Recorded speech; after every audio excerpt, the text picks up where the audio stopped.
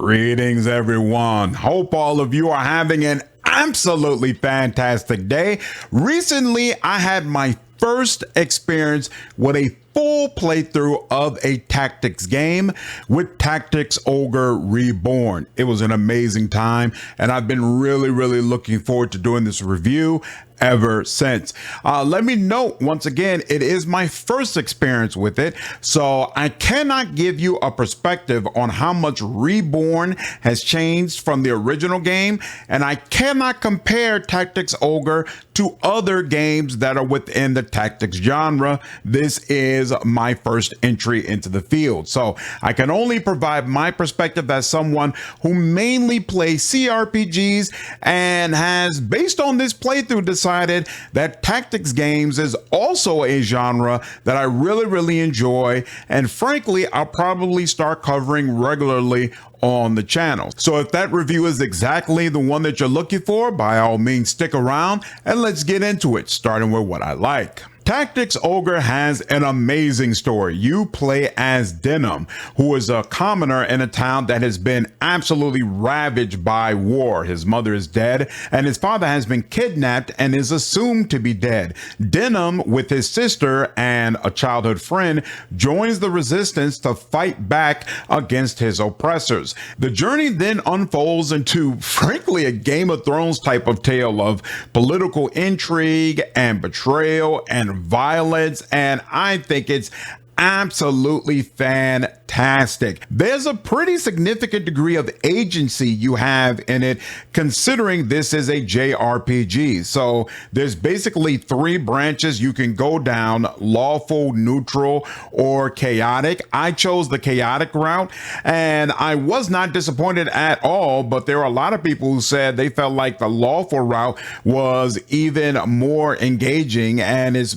convinced me that I should go ahead and replay the game. But there were multiple points where I was able to make decisions and put my own stamp on Denim. Of course, it's not to the same degree as a game like Mass Effect or The Witcher or something of that sort. But again, for JRPG, which I'm used to the story being completely on rails, I was very happy with what was provided. And there are multiple endings to the game to reflect the differences and how people might play it. Another aspect of this game I really enjoyed was building my army. So you can recruit up to 100 characters into your army. Now, some of these soldiers are going to be generic. You can either buy them from shops, or you can actually recruit enemies into your army and they will then serve you in whatever way you choose. In addition to the human type characters, there are also monsters or zombies, and you also have variants of humans, such as the ones with wings.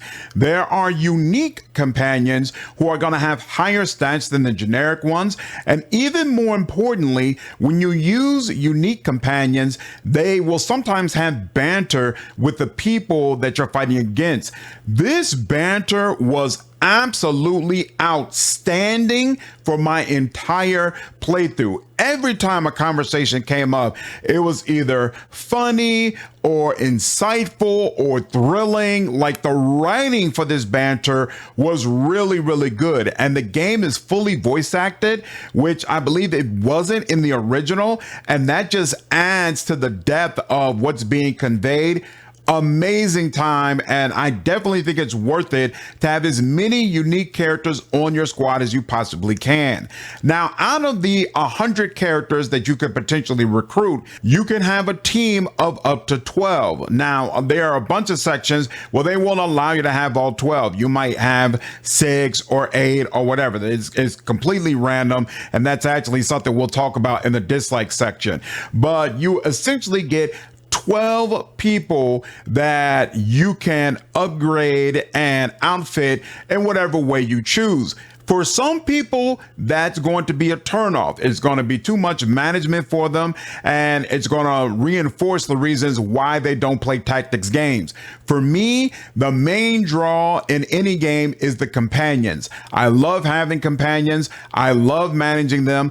I love getting their settings just right and making my entire team a well-oiled machine. And having 11 companions that I can play around with, in addition to my own main character, is is chicken noodle soup for my soul. It is absolutely a great way for me to play the game, and it just reinforces how much I dislike this trend of developers reducing party size down to 4 or even 3 companions. I really prefer having at least 5 or 6, but if you want to give me 12, I'll take them and I'll manage them. This game lets you do that, and it's awesome. Speaking of which, it'd be significantly less engaging to have to deal with all these party members if the mechanics were whack, but the classes in Tactics Ogre are bananas. There are so many different options, and many of them have really cool effects, and there's a lot of variety in how you can play them. So first and foremost, you always keep your character levels. So if you're a level 12 in Knight, you can switch over to Warrior and you'll be a level 12 Warrior. And so this allows you to basically switch around between different classes in whatever way you choose. There's no multi-classing, but you are pretty much free to move over into whatever you like. Now, almost all of the classes use multiple weapons, and they only allow you to use 4 skills in a list of what can easily be around 12 different skills. Therefore, it's very easy for you to have 2 of the same class on your squad, and yet at the same time, they serve 2 completely different purposes, or at least they approach combat in very different ways. Also, some of these classes have amazing synergy between each other. So for example, for Denim, I decided to play as a Terror Knight. Now the Terror Knight is all about trying to make enemies fearful, which is going to significantly reduce their physical defense. You can also use a 2-handed sword, which can potentially have the effect of breach, which brings down their physical defense even lower. So if you're able to both breach and make an enemy fearful, you can make them extremely vulnerable to other units that would usually not be able to punch through their defenses, such as an archer, which can do tremendous damage, but it's not good at punching through armor. So it needs somebody else to set these enemies up so that you can damage them.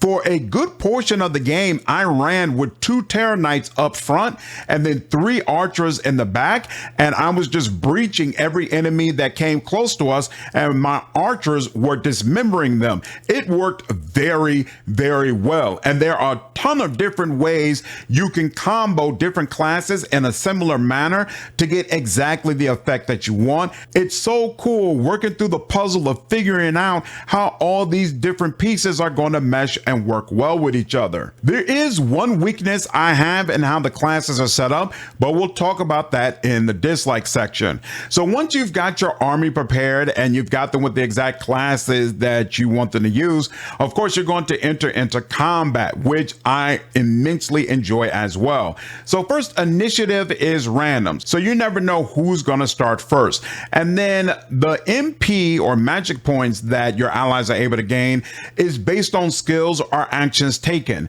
So this means most of your teammates are not going to be able to just bomb away with spells and skills right from the very start. Something has to trigger for you, or you have to manually do something in order for you to have enough MP to use the awesome things available. So the first couple of turns oftentimes are really about building yourself up so you can get to the point that you can do amazing things, and also positioning yourself so that you'll be at the exact right spot that you want to be in. The more actions you take, the longer it's going to be before you get a new turn. So there's a mechanic called RT that basically governs how quickly your character will get their next turn, and there are a bunch of things you can do to manipulate it, such as deciding not to move or casting haste on yourself, or there's some other abilities that play around with it as well. It's really cool figuring out how everybody deals with this mechanic and trying to ensure that your characters get as many turns as possible. Another interesting aspect of combat is that it's not always about wiping out everybody on the board. In fact, most of the time it's not. In the vast majority of fights you're in, there's going to be a boss or elite type character, and the goal of the fight is for you to defeat that character. And you just have to figure out how to deal with all of the other allies that are around this individual in order for you to reach them. And how that plays out can occur in a ton of different ways. So frankly, I never really got tired of this. Every single time they said, hey, go get this particular individual, they had different characters around them, the terrain changed, and there are a bunch of different factors that contributed to fights consistently feeling fresh. And it was a positive aspect of my playthrough throughout the entire campaign. So speaking of your enemies, another thing I like about this game is there is a ton of enemy variety, and many of them use different mechanics. So not only, as I said before, can you face up against human type characters, you can also face up against monsters, and they'll operate differently as well. Griffins can fly, golems are hardy, and they can block your movement. Enemies will also have terror knights who can cause fear and breach you the same way you can to enemies you're going up against. Dragons have sky high HP, and they use breath attacks that can hit multiple characters. Undead can come back after a period of time. There's all sorts of things you have to keep in mind when you're facing this wide variety of enemies. And again, it really helps to keep combat fresh and interesting. One other aspect of combat that I briefly want to touch on, but make sure it's clear, is that the terrain is amazing, and it's a character in and of itself. There's a wide variety of different maps that you have to fight on, and you always have to take the time to consider what are the challenges of going through this particular area and how are you going to overcome them, because it's not just about what you see, it's also about what your companions are capable of. Some of your companions cannot climb well, others cannot swim. There are some that can easily be knocked off of ledges. If you have a monster in your group, then characters who cannot climb can climb on top of the monster and then use them to climb on top of a ledge. So there are ways to get around just about any situation, but you need to make sure you have carefully planned, because the enemy will absolutely take advantage of your weaknesses. I can't tell you how many times I had 3 or 4 frontliners stuck behind each other at a choke point that the enemy had caught me in with no good way to get around, causing fights to last significantly longer than they should have, or frankly forcing me to just have to flat out restart. It's done really, really well. One aspect of terrain that a lot of players who play the original game do not like, but frankly doesn't bother me, is power-up cards. So there are these power-up cards that are littered throughout the field, and they'll do things like increase your critical hit chance, increase the amount of physical damage you can do, etc., etc. And it's very important that you go ahead and pick these up, because if you don't, the enemy can pick them up and get those buffs as well. This was, again, not in the original game, and there are some people who feel like it clutters the field, it adds another layer of complexity, and they just don't like what it brings to the table. But for me, as a completely new player, it just adds more to the tactics and to what I have to consider when I'm playing the game, and I want to be pushed in that manner. I want to have to think more about my positioning and what the enemy is going to do, not just what I'm going to do. And I feel like the cards are just another layer of that. So me personally, I welcome them, but once again, that's without having the perspective of knowing what the game was like when you didn't have the cards available. Another thing that I like about this game is the massive amount of content it gives you in the final chapter. So there's a 20 level dungeon that you're going to be able to unlock in chapter 2 that you could go through, and it's still available for you in the last dungeon as well. You can replay it if you so choose. But also in the last chapter, you're going to unlock a 100 level dungeon that will seriously challenge you regardless of what level you are and regardless of what abilities you've been able to gain. And so many times in these type of games, the very best mechanics available to your character are given right at the end, and then you've got maybe an hour to play around with it, and then the game is over. And I think it's really, really cool that instead in this game, you can get the highest level stuff right at the end, and then they give you a massive dungeon with true bosses that are really going to challenge you, and it just gives a fantastic opportunity for you to play around with all of your stuff while at the same time getting access to some things you wouldn't have otherwise. I think that's super cool, and I haven't played around with that much, but I definitely look forward to revisiting the game and experiencing that content. Another thing I like about the game is that there are no random encounters. Every single encounter that you go through has been carefully crafted. It's got a specific boss associated with it, and usually it's got a specific purpose that is clear when you're in the fight. You all already know, if you've watched some of my reviews before, I hate random encounters, and I love seeing their absence here. That ends all of the things that I like about this game. So just want to give you a reminder, if you're still watching the review, do your boy a favor, go ahead and hit that subscribe button, hit that like button, let me know that you're enjoying the content. Next up, let's go ahead and get into what I'm neutral on regarding the game, specifically the music. So yeah, I'm not too crazy on the music, which is odd to me because I feel like usually in JRPGs, I love the music, but then again, most of the JRPGs that I've played have either been Final Fantasy or I played Metaphor recently. It's not like I play a whole lot of them, and the music here isn't bad necessarily. That's why I put this in the neutral section, but it's definitely very generic. There's never been a time where I was like, wow, the music is really adding to this scene, or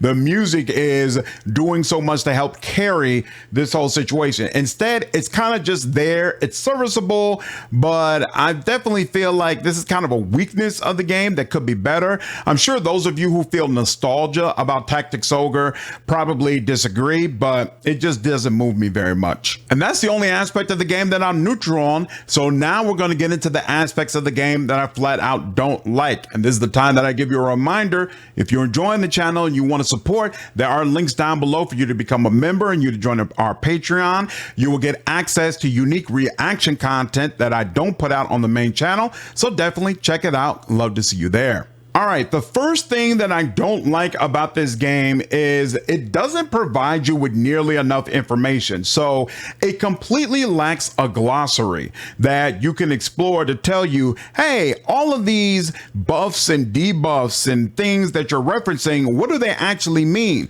Like if I see that a sword has breached, there's no way within the game to see what exactly breach does. So people basically had to experiment with breach and figure out, oh, it seems like I'm doing more damage to this person than I did before. Maybe breach brings down their physical defense. Now, of course, all this information is online, but I shouldn't have to go online. I should be able to see in the game what all of these different things do, and there should be descriptions associated with them. I was all the way in Act 4 when I finally started using poison because a couple of people mentioned how powerful it was, and then was astounded to see, holy smokes, it's absolutely shredding the HP of some of these major characters that I've been having trouble dealing with.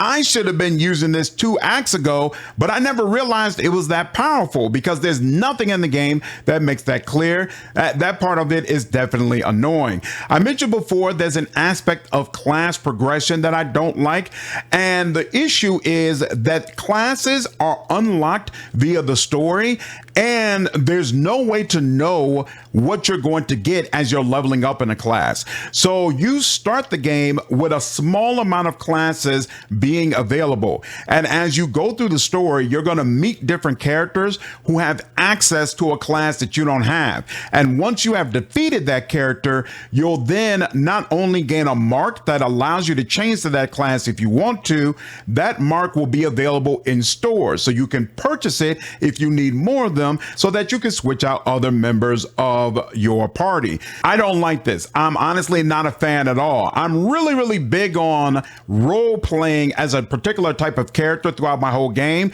which means I have a particular class in mind when I start the game. And the idea that I can't actually play as that class, I've got to wait. Sometimes some of these classes are not unlocked until Act 4. You know, it's different if you're playing as a class and then it has a capstone ability you don't get until late game. To have to wait wait to get the class that I actually want until all the way at the end of the game is a system that frankly does not appeal to me at all. And then even if you have the class, if you're level 4 in a class, there's no way for you to know what is available as you get to higher levels. You don't know what skills or spells are going to slowly be unlocked for this particular class. You basically just have to wait and see and hope that the class is going to continue to align with what you want to get out of it. All of that very frustrating for me. I would have definitely preferred a system that allowed me a little bit more agency about what classes I have access to and what information is available to me. Another thing that I mentioned before is that there's one aspect of combat I don't like, and that's companion placement. So combat always starts with your characters bunched together on one side of the screen, and then the enemy evenly spaced out all the way on the other side of the screen. And it feels super odd. It made me feel like as a commander, I must be stupid. I must be a blithering idiot to just repeatedly approach these combat scenarios in a way that clearly was not to my benefit. And again, I mentioned oftentimes the game does not let you use the max amount of units. How many units you're able to use feels completely random in a way that oftentimes felt flat out dumb. It felt really, really dumb, especially when the sequence would start with a conversation and purposefully place your main character in a space where you are very, very vulnerable or separated from your group in some sort of way. It was all done in a way that made it come off again as if the character I'm playing as has no tactics, no strategy, and no awareness. I didn't like that. I felt like it detracted from the great commander that Denim is supposed to be. Speaking of which, in kind of a similar situation, I don't like the way the level cap is implemented. So there's a union level that decides the cap for how high your character can go. And so basically, even if you get more XP, it'll be converted into a token you can use to give XP to another character that you might need to level up, but it's not going to allow you to raise your own level once you hit that cap. Now, usually if you reach a new union level cap, there's about 2 or 3 story missions, and then you'll get a new cap, right? So you might be level 9, you go through 3 or 4 missions or whatever, and then they'll raise the cap to level 12. All of the story mission combat scenarios are based around being very, very difficult. So you really want to already be at the cap when you're doing any of them. Consequently, it's in your best interest to go ahead and train to the level cap and then do all of the missions at that cap, which creates a situation where basically you're grinding to be able to complete these missions every time a new cap is introduced. Obviously, part of my issue with this system is that I have to grind, which I don't particularly care for. It's part of the reason that even though I play JRPGs regularly, I don't play a crazy amount of JRPGs because I don't like the mindlessly grinding all the time situations that they love to place you in. But even more importantly, the game itself acknowledges that this grind is boring as all hell because they allow you to basically automate all of your characters. Well, they'll just operate through AI and you can let them go through the training while you go grab a drink or do whatever it is you want to do and come back once the combat scenario has finished. And you can set up these allies to operate using AI and regular story combat scenarios. But I say this was created for the training mode because when you watch the computer operate in the training mode, it's pretty obvious they are buffed in a way that they wouldn't be if you were controlling them. The computer always deals more damage for no reason. Whereas if you let the AI take over during a story mission, usually the computer gets wiped. They don't do nearly as well. And to me, that's a clear indication the AI is really for training, because when you train, it does the same scenario over and over and over again. And you get one level per training. So if you need to get from 9 to 12, basically you got to do 3 combat scenarios. So I just set the AI to complete it 3 times and then it's over. This is whack. It's just an artificial way to extend the amount of time that you have to play the game. I do not like the mechanic at all. And this is kind of the drawback of dropping all the content at the end of the game. This game has virtually no side quest. There's very, very few areas where you can go somewhere separate in order to do things. You could go again to that 20 level dungeon, but once again, you have a level cap. So it's not like you can go through all 20 levels and get 20 levels of grinding into your character.